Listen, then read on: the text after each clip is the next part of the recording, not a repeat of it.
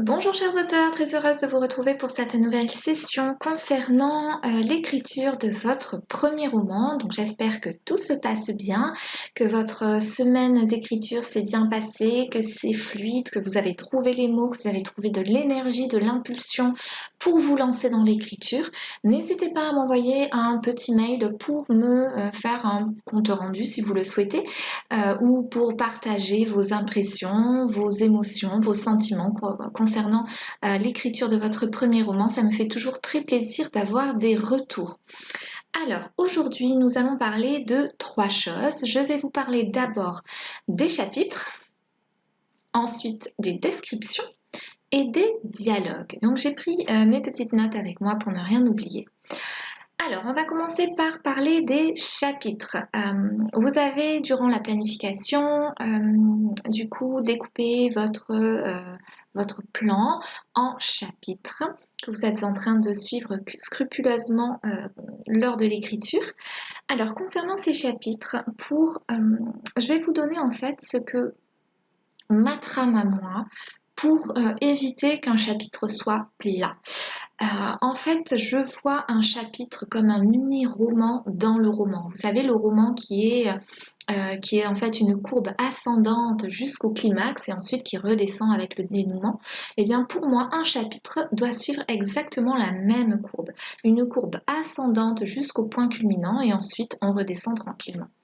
Pour cela, en fait, j'utilise le schéma que je vais vous donner, un schéma que je suis pour écrire chacun de mes chapitres pour qu'il y ait en fait du dynamisme, pour que le lecteur ne s'ennuie pas lorsqu'il va lire le chapitre et pour que, en tant qu'auteur, nous-mêmes, on ne s'ennuie pas au moment de l'écriture. Alors, tout d'abord, dans le chapitre, je commence toujours par une entrée en matière, c'est-à-dire que, voilà, on prend le lecteur avec nous et on entre tranquillement dans le chapitre. Donc, ça peut être une description, ça peut être un petit dialogue, ça va être vraiment ce qui vous plaît, ce que vous ressentez, ce qui vient après le dernier chapitre que vous avez écrit. Donc, c'est vraiment une entrée en matière douce que je fais, enfin douce en tout cas, voilà, je rentre pas brutalement dans une confrontation ou bon, après ça peut être aussi une bonne entrée en matière, vous voyez, mais en tout cas, pour généralement les chapitres que j'écris, je fais toujours une entrée en matière qui monte vers un point culminant que j'appelle le climax de mon chapitre. Ça va être voilà, une confrontation, ça va être une découverte, ça va être une révélation, une rencontre, ça peut être un tout et n'importe quoi, mais en tout cas, c'est toujours un point culminant, quelque chose, on a amené le lecteur et on a écrit notre chapitre pour arriver à ce point culminant-là. Et ensuite, il y a une résolution de ce point culminant. Voilà, après une rencontre, ben, on se quitte. Après une dispute, on s'en va en claquant la porte. Vous voyez ce que je veux dire? C'est vraiment, on redescend, la courbe et redescend vers un cliffhanger. Je termine toujours mes chapitres par un cliffhanger. Alors un cliffhanger c'est quoi? Un cliffhanger c'est cette petite phrase, cette petite idée qui va laisser le lecteur en suspens et qui va vous laisser aussi auteur en suspens. Et en fait c'est la meilleure manière de terminer donc ce chapitre, vos chapitres avec un cliffhanger. C'est vraiment la meilleure manière de garder votre lecteur en apnée en fait. Il a tout le temps envie d'en savoir plus et donc il veut toujours continuer à lire votre roman et continuer à avancer pour en savoir toujours plus. Qu'est-ce qui va se passer. C'est vraiment, ça donne de l'intention, ça donne de l'énergie à votre roman, ça donne de l'envie au lecteur et donc ça permet vraiment de le garder en haleine et de le garder ouais, curieux par rapport à votre histoire, de terminer sur ce cliffhanger-là. Donc essayez vraiment de suivre ce schéma quand vous écrivez votre chapitre. Après, bien entendu, si vous n'avez pas de climax dans tel ou tel chapitre, ne vous prenez pas la tête. Là, on est vraiment dans la phase d'écriture, mais c'est vrai que c'est déjà bien de commencer à réfléchir à ça. De toute façon, il y aura des phases de réécriture durant lesquelles vous pourrez reprendre ce conseil-là et vraiment retravailler votre chapitre pour qu'il y ait toujours de l'énergie. En fait, ce qu'il y a, c'est que il ne faut pas qu'il y ait un chapitre qui soit plat. parce que vous, en tant qu'auteur, vous allez vous démotiver, il va être long à écrire, il va pas être intéressant, ça va pas être un bon moment pour vous, et du coup, ce sera pas un bon moment pour le lecteur. Tout ce que vous ressentez dans l'écriture, votre lecteur le ressentira aussi. Donc c'est pour ça que c'est bien d'avoir déjà un guide dynamique, une trame qui peut donner du dynamisme à votre chapitre. Après, un autre conseil, je crois que je vous l'ai déjà dit, mais j'insiste vraiment dessus. Je sais que quand on commence l'écriture, quand on rencontre son univers, on est tellement heureux de rencontrer ces personnages qu'on a envie d'écrire, écrire au kilomètre pour se faire plaisir. Alors là, pour un premier jet, allez-y, faites-vous plaisir, il n'y a pas de souci, mais gardez vraiment en tête que un chapitre doit avoir une utilité dans votre roman. Si c'est juste pour décrire quelque chose et que ça sert à rien, il faudra le couper au bout d'un moment. Voilà, il faut toujours garder en tête qu'il faut du rythme dans votre roman pour vous garder la motivation pour écrire et ensuite garder la motivation pour votre lectorat. Donc vraiment pensez à ça. Ce qui m'amène aux descriptions. Les descriptions, alors les descriptions c'est très très difficile parce que il faut qu'elles soient subtiles, il faut qu'elles aient du sens et il ne faut pas qu'elles perdent le lecteur aussi.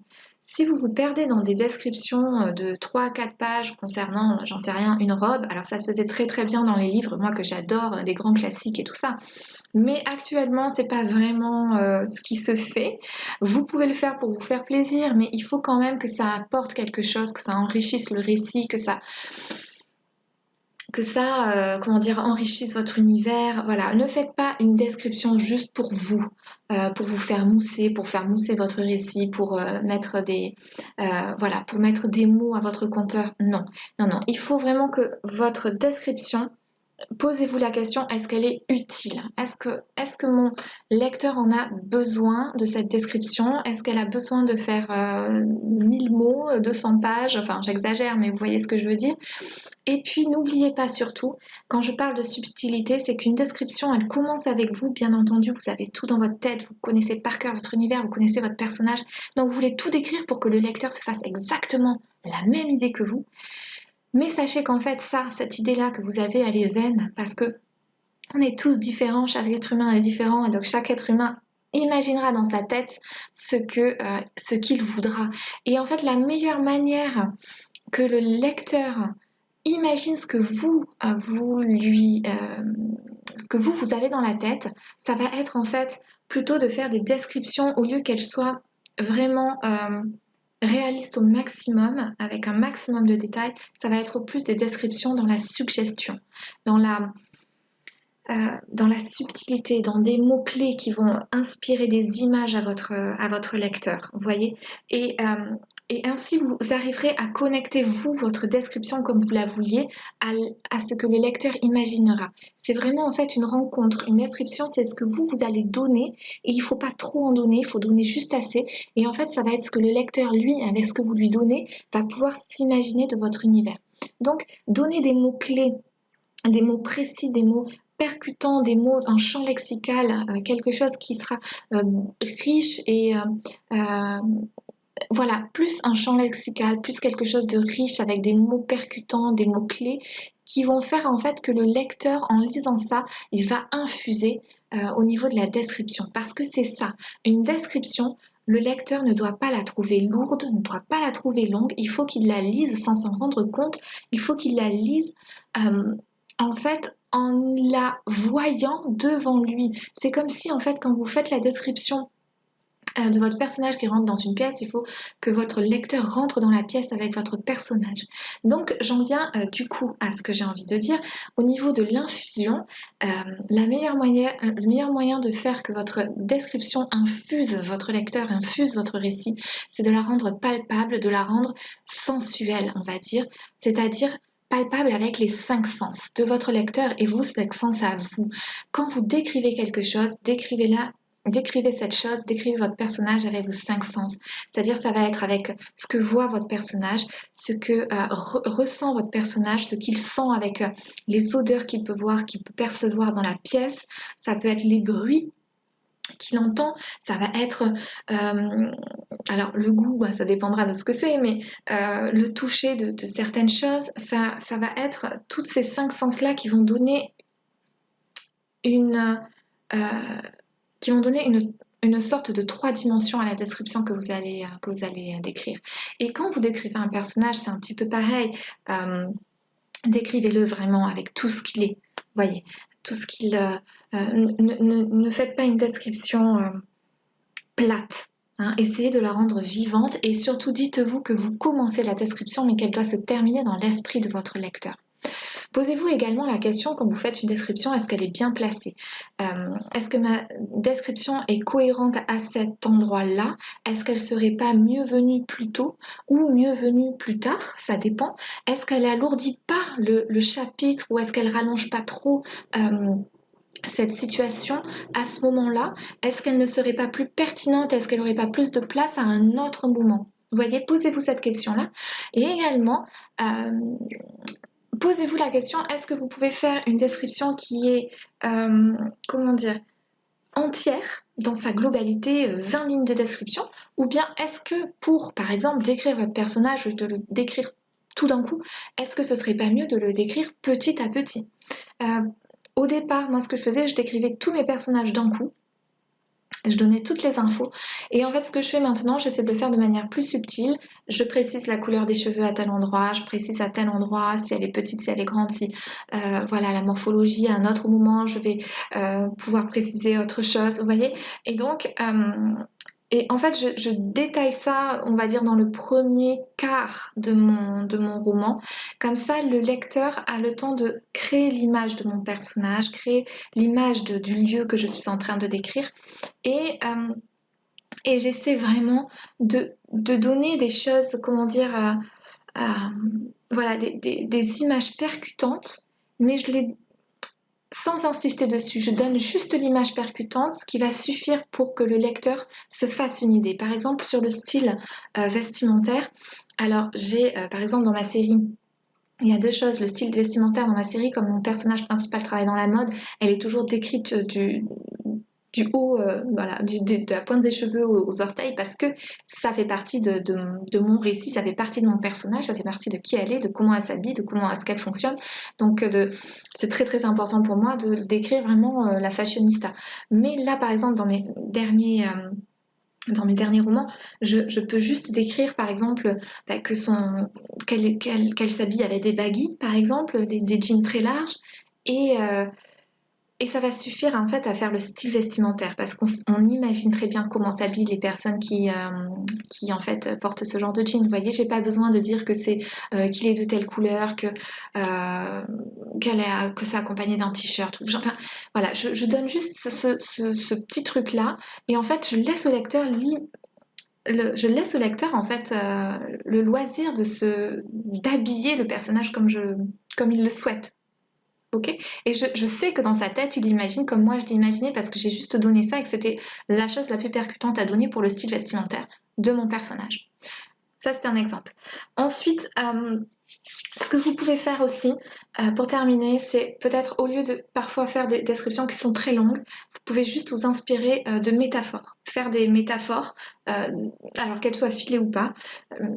Ça peut aider. Par exemple, je sais pas moi, si votre personnage marche sur la plage, qu'il y a une immense falaise, ben vous pouvez, voilà, au lieu de partir dans les grandes descriptions de la falaise avec ses cailloux, ses rocs, ses machins, vous pouvez juste dire que ça faisait comme un mur devant elle, un mur immense, enfin voilà.